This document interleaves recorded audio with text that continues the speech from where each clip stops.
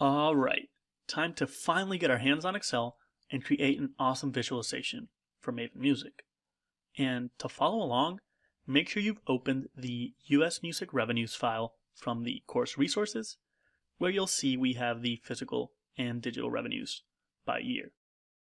So, by this point, we've just established through the 3 key questions that in order to communicate how the composition of the music market has evolved over time, we need to use a stacked area chart. So let's go ahead and create one here in Excel. First, we'll need to select the entire data. So I'm going to click on the top left cell here, press Ctrl-Shift-Arrow-right. I'm going to hold Ctrl-Shift, press arrow down, and that will select our entire range.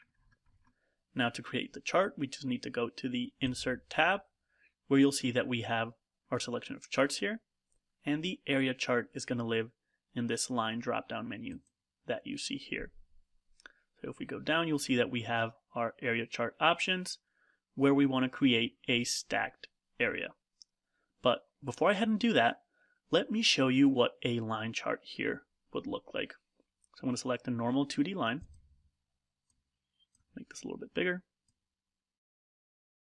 and you'll see that we've got 2 lines, so one for each format, and we can clearly see the revenue trend for each one. But remember, what we're trying to communicate here is how the composition of the overall music market has changed over time by format. And this line chart here isn't really showing us that very clearly, which is why we actually do need the stacked area chart. So instead of deleting this and creating one from scratch, we can just select the chart, go to Chart Design, and change the chart type from here. So I'm going to go to Area. We have the normal area chart here, and we actually want a stacked area. Let's press OK. And now we have our stacked area created right here in Excel.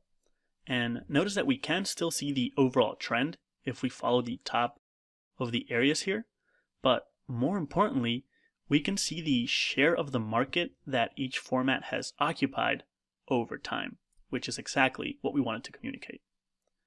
Now we could leave things here as far as creating the chart, but there is one more modification that I'd like to make. You'll notice right now that the digital area is stacked on top of the physical area, and that's perfectly fine, but I personally think that it would be easier to understand if instead of starting from the top of this area here, the digital series started from the baseline at 0.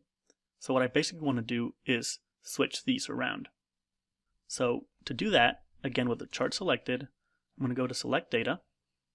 You'll see we get this pop-up window here with our 2 series, and by simply selecting one and using the arrows to switch them around, you'll see that we now changed places, and the digital series is now starting from the baseline at 0. Again, you're free to leave it as it was. I just think that it's more intuitive to have new series that come in over time start from 0, so at the baseline. And that's really it as far as creating the chart in Excel, but remember that our visual is not done yet. So next up, it's time to think about chart formatting. So my suggestion is to take a few minutes before you start the next lecture and really think about what elements in this chart can either be changed or removed to eliminate noise and facilitate understanding.